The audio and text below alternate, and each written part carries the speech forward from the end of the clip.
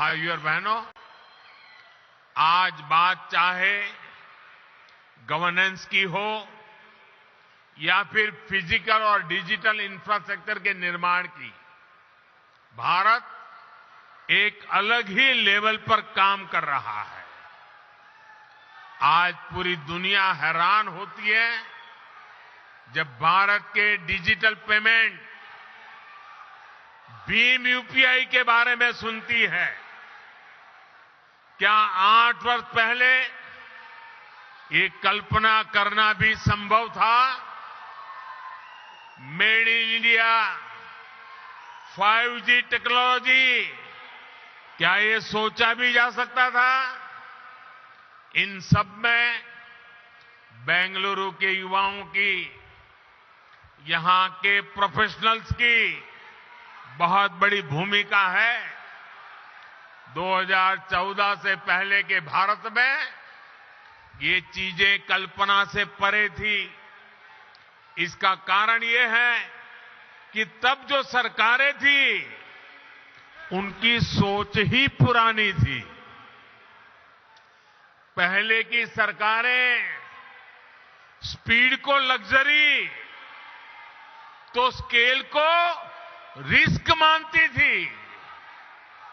हमने ये धारणा बदल दी है। हम स्पीड को भारत की आकांक्षा मानते हैं और स्केल को भारत की ताकत मानते हैं। इसलिए आज भारत पीएम गति शक्ति नेशनल मास्टर प्लान के तहत देश में इंफ्रास्ट्रक्चर का विकास कर रहा है।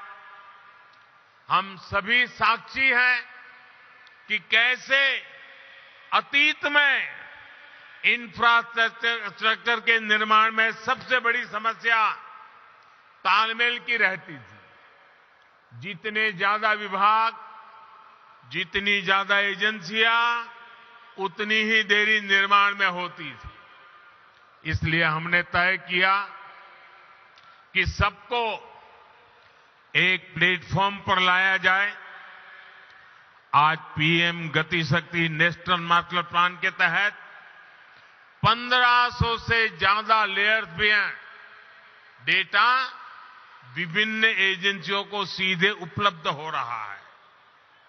आज केंद्र और राज्य सरकारों के दर्जनों मंत्रालय, दर्जनों विभाग इस प्लेटफॉर्म से जुड़ चुके हैं।